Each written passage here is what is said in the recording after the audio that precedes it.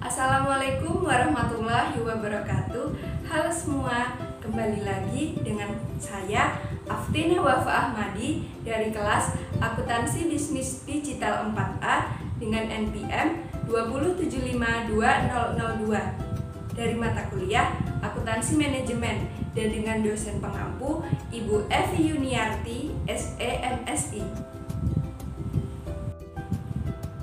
Dalam video kali ini, saya akan membahas beberapa komponen yang terdapat pada bab 1 dari materi akuntansi manajerial.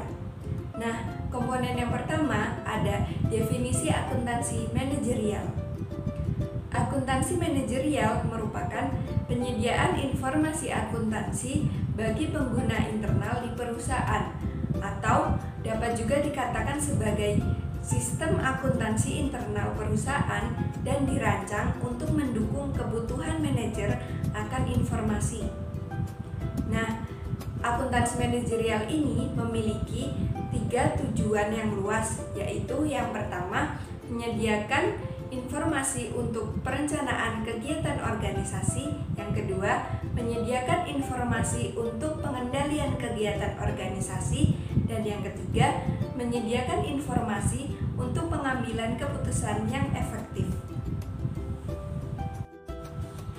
Dari ketiga tujuan tersebut, saya akan membahasnya secara ringkas satu persatu. Tujuan yang pertama yaitu perencanaan. Suatu perencanaan memerlukan penetapan sasaran dan pengidentifikasian metode-metode untuk mencapai sasaran tersebut. Contohnya seperti sebuah perusahaan dapat menetapkan sasaran untuk meningkatkan keuntungan jangka pendek dan jangka panjangnya dengan meningkatkan kualitas produk-produknya secara keseluruhan. Tujuan yang kedua, pengendalian.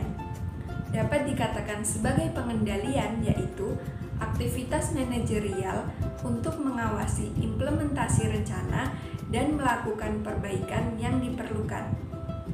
Pengendalian ini biasanya dicapai dengan memperbandingkan kinerja yang sebenarnya dengan kinerja yang diharapkan. Dan tujuan yang ketiga yaitu pengambilan keputusan. Tujuan ini sangat berkaitan erat dengan perencanaan dan pengendalian, sehingga seorang manajer tidak dapat membuat rencana dan mengendalikan kegiatan organisasi dengan baik tanpa adanya pengambilan keputusan secara efektif. Selanjutnya, masuk komponen yang kedua yaitu perbedaan antara akuntansi manajerial dan akuntansi keuangan. Jika dilihat pada slide ini, akuntansi manajerial dan akuntansi keuangan memiliki beberapa perbedaan. Nah, sebaiknya kita lihat terlebih dahulu dari sisi akuntansi manajerial. Perbedaan pertama yang terdapat pada akuntansi manajerial yaitu fokusnya kepada pengguna internal. Pengguna internal contohnya seperti manajer, eksekutif, dan pekerja. Perbedaan yang kedua, tidak ada aturan yang mengikat. Perbedaan yang ketiga, informasi keuangan dan non-keuangan bersifat subjektif. Perbedaan yang keempat, penekanan pada masa depan. Yang kelima, evaluasi dan keputusan internal berdasarkan informasi yang terperinci. Dan perbedaan yang terakhir yaitu lebih luas. Nah, sebaliknya, jika kita lihat dari sisi akuntansi keuangan, perbedaan yang pertama yaitu fokusnya kepada pengguna eksternal.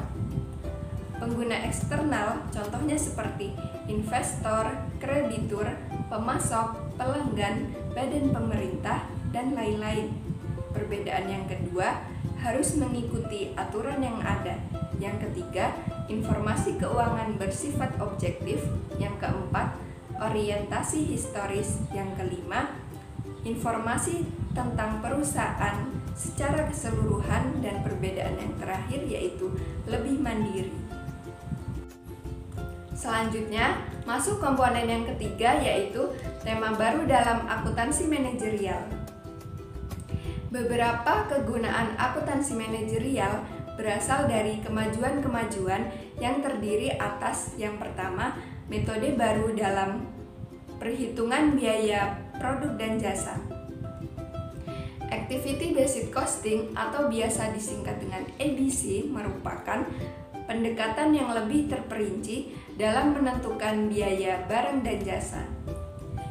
ABC ini meningkatkan keakuratan perhitungan biaya dengan menekankan pada biaya dari banyaknya aktivitas yang dilakukan untuk memproduksi sebuah produk. Nah, yang kedua, memahami orientasi pelanggan. Nilai pelanggan merupakan selisih antara apa yang diterima oleh pelanggan dan apa yang diberikan saat membeli produk dan jasa. Yang ketiga, posisi strategis. Secara umum, perusahaan akan memilih satu dari dua strategi, yaitu yang pertama, kepemimpinan biaya, di mana tujuannya menyediakan nilai pelanggan yang sama atau lebih baik dengan biaya yang lebih rendah dari pesaing. Yang kedua, produk superior melalui diferensiasi. Strategi ini berusaha meningkatkan nilai pelanggan dengan menyediakan sesuatu bagi pelanggan yang tidak disediakan oleh pesaing. Yang keempat yaitu rantai nilai. Rantai nilai memiliki definisi yaitu sekumpulan aktivitas yang diperlukan untuk merancang, mengembangkan, memproduksi, memasarkan, dan mengirimkan produk atau jasa, juga menyediakan layanan dukungan bagi pelanggan. Yang kelima, perspektif lintas fungsi. Yang keenam, total quality management. Filosofi dari total quality management yang berusaha diperoleh perusahaan adalah menciptakan lingkungan yang memungkinkan para pekerja dapat menghasilkan produk yang sempurna, dalam artian tingkat kerusakannya nol dan telah menggantikan sikap kualitas yang dapat diterima pada masa lalu. Yang ketujuh, waktu sebagai elemen bersaing. Waktu merupakan elemen penting dalam semua fase rantai nilai, sehingga perusahaan kelas dunia akan mengurangi peluncuran produk atau jasa dengan memadatkan siklus perancangan, perencanaan, dan produksi. Selanjutnya, masuk pada komponen yang keempat, yaitu peranan akuntan manajerial. Peranan akuntan manajerial merupakan salah satu peran pendukung yang dimana akuntan manajerial biasanya membantu pihak-pihak yang bertanggung jawab terhadap tujuan dasar organisasi.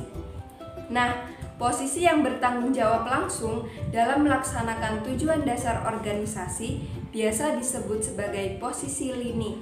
Sedangkan posisi yang sifatnya mendukung dan tidak bertanggung jawab langsung terhadap tujuan dasar organisasi disebut sebagai posisi staf.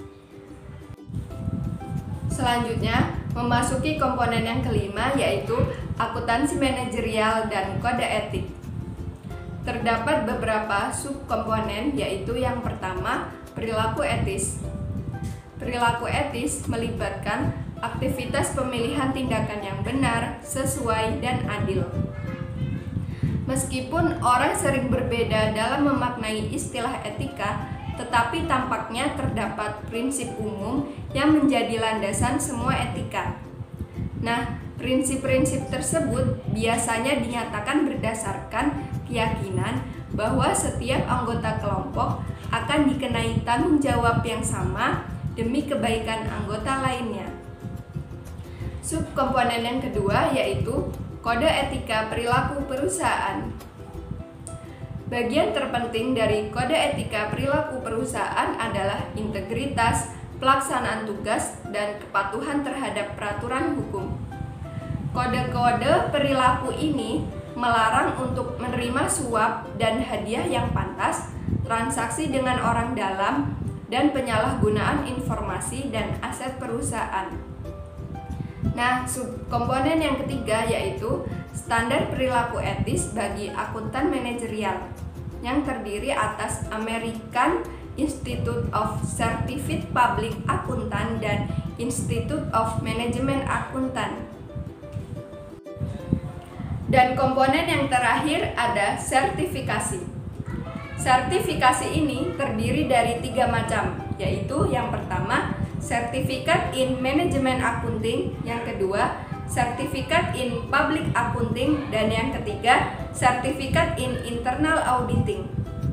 Nah, dari ketiga sertifikasi ini akan saya bahas satu persatu pada slide-slide berikutnya. Untuk sertifikasi yang akan saya bahas terlebih dahulu yaitu Certified Management Accountant.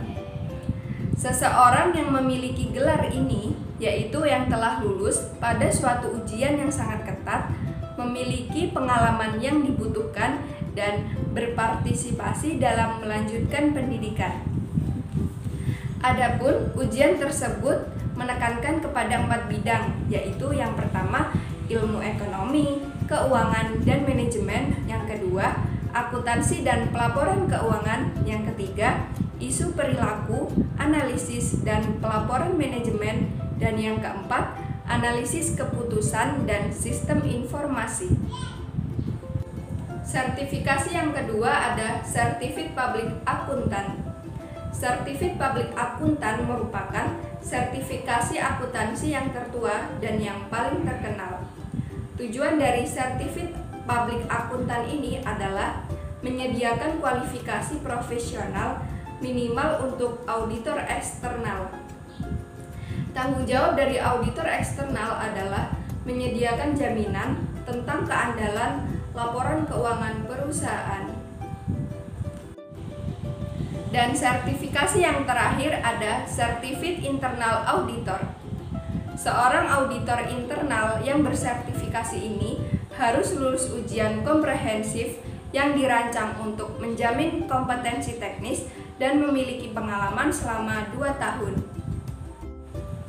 Sekian video mengenai akuntansi manajerial pada bab 1 yang dapat saya sampaikan.